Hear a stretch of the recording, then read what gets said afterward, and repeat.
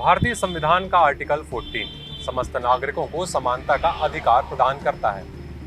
लेकिन आजादी के इतने साल बीतने के बाद भी संविधान की यह लाइनें दिवा स्वप्न से ज्यादा और कुछ अस्तित्व नहीं रखती। शायद बात जाति की हो, हैसियत की या फिर रुतबे की, कानून का कोड़ा देखकर चोट करने लग जाता है।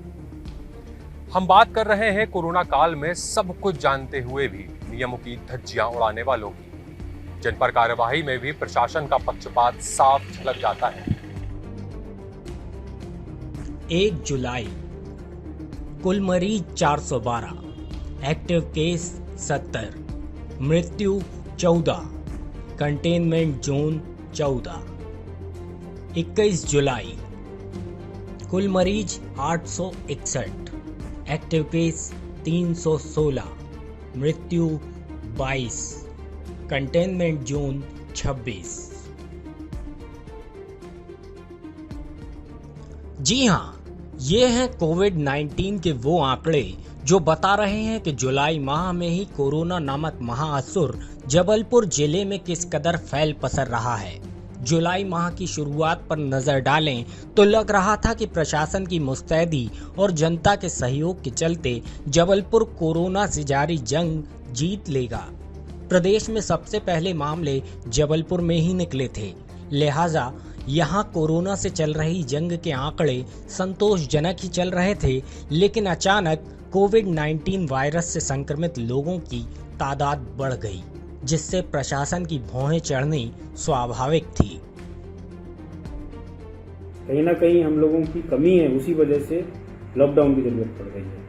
कहीं ना कहीं हम सब लोग प्रोटोकॉल का पालन नहीं कर रहे हैं, संक्रमण को बढ़ावा दे रहे हैं, सुरक्षा के नियमों का, निर्देशों का पालन नहीं कर रहे हैं, इसलिए लॉकडाउन की जरूरत पड़ रही है। सुना आपने, बकौल जिला कलेक्टर भरत यादव, जिले में लगातार कोरोना फैलने का कलंक आम जनता के सिर माथे ही आ गया।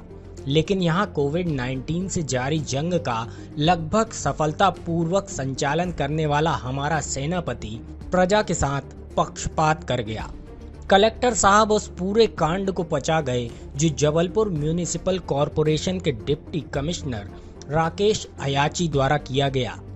आम जनता के लिए तो कोरोना काल में शादी ब्याह में मेहमानों की संख्या तय थी, लेकिन शहर की आलीशान होटल में सारे नियमों को ताक पर रखकर अयाची साहब के परिवार का विवाह समारोह आयोजित हुआ, जिसके चलते यहाँ बेहतरीन आवभगत के साथ साथ कोरोना का कम्युनिटी स्प्रेड हो गया। इस विवाह समारोह के चलते अब तक संक्रमित हुए करीब 80 से ज्यादा लोगों की पहचान हो चुकी है। उपायुक्त साहब पर तो मामला दर्ज हो गया, लेकिन केवल नाम मात्र कार्रवाई से लोगों में रोष है। जमाती हो या बाराती हो, जबलपुर शहर के अंदर अगर कोरोना फैलाने में किसी का हाथ निकल के सामने आए या शादी समारोह या कोई भी आयोजन निकल के आए तो मुझे लगता है इस पर सख्त से सख्त कार्रवाई होनी चाहिए। एक शादी समारोह में करीब 100 करीब लोग संक्रमित हुए हैं, मुझे लगता है होटल को सीज करनी चाहिए।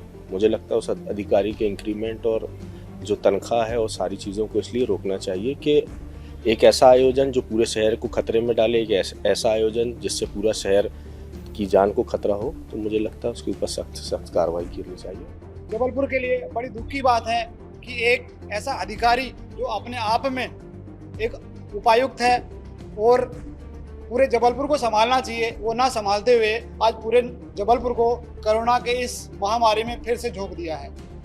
मेरी मध्य प्रदेश सरकार से एक गुजारिश है कि अयाची जी के ऊपर कठोर से कठोर कार्रवाई की जाए। लोगों में रोष इस बात का है कि प्रशासन ने एक बार फिर समानता के अधिकार को धता बताकर उनके साथ पक्षपात किया है। पक्षपात ऐसा कि कोरोना काल में बिना कारण सड़क पर घूमते पाए जाने, मास्क न पहनने और कोरोना संबंधी प्रोटोकॉल का उल्लंघन करने पर हजारों लोगों से भारी भरकम जुर्माना वसूल किया गया। जनसंपर्क विभाग के एक आंकड़े के मुताबिक रोको टोको अभियान के तहत अब तक करीब 57,000 से ज्यादा व्यक्तियों से करीब 60 लाख रुपया बतौर जुर्माना वसूला जा चुका है। लेकिन सारे नियमों को जूते की नोक पर रखने वाले डिप्टी कमिश्नर से कोई वसूली नहीं की गई। जबकि उनके इस दुस्साहस के कारण पूरा जिला परेशान हो रहा है। रोको टोको अभियान लगातार चल रहा है। आज भी 233 लोगों पे 75,730 रुपये का जुर्माना मास्क ना पहनने पे, सही मास्क ना पहनने पे और फिजिकल डिस्टेंसिंग ना बनाने पे लगाया गया है। ये लगातार चलेगा।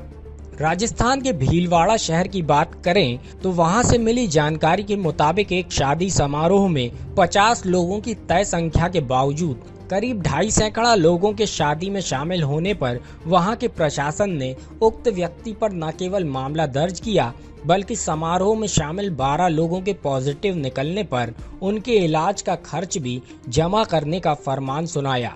लेकिन यहाँ दोषी म्यूनिसिपल कॉरपोरेशन का बड़ा नौकरशाह है तो प्रशासन लीपा पोती में जुटा है। ऐसा नहीं है कि इस पूरे घटनाक्रम पर लोग चुप्पी साधे हैं। यह मामला अब हाईकोर्ट तक ले जाने की तैयारी चल रही है, जिसमें निगम उपायुक्त पर रासुका के तहत कार्रवाई की मांग की जा रही है। मेरी ये शिकायत थी कि इनके ऊपर भी, जैसे दिल्ली में मोहम्मद साद तबलीगी लोगों पे केस दर्ज हुआ है, इनके ऊपर भी NSA के तहत कार्रवाई हो और डिसीज़ एक्ट के तहत जो अधिनियम है उसके तहत कार्रवाई होना चाहिए। ऐसे क्योंकि ये जानकार हैं, इनको पता था कि अगर हम इकट्ठे रहेंगे, इतना भव्य समारोह करेंगे तो उसमें संक्रमण की संभावना ज़्यादा है। पूरा शहर और प्रशासन इकट्ठा हुआ पर किसी ने भी संज्ञान में लेके इस पर कार्रवाई नहीं करी। सिर्फ कार्रवाई छुपाने के लिए ने होटल व्यवसायी पे एक सामान्य धारा 188 के तहत मामला दर्ज किया है। तो अगर नियमानुसार कार्रवाई नहीं होगी तो माननीय न्यायालय में जाने को मैं स्वतंत्र हूँ। पिछले कई दिनों से सोशल मीडिया में देख रहे हैं, भीलवाड़ा में भी एक ऐसा काम हुआ था। उसके लिए भीलवाड़ा की राजस्थान सरकार ने उनके ऊपर काफ़ी तगड़ा जुर्माना लगाया था। इसलिए मेरी फिर से एक बार अनुरोध है शिवराज सिंह सरकार चौहान से कि इनके ऊपर कड़ी से कड़ी कार्रवाई करे और इनको जुर्माना भी लगाए। मेरे हिसाब से इनके ऊपर लाखों रुपए जुर्माना होना चाहिए, जो अभी तक कुछ भी नहीं लगा है। और उनके ऊपर शायद केस भी लगा है तो 188 का लगा, जिसमें कुछ भी नहीं होता है।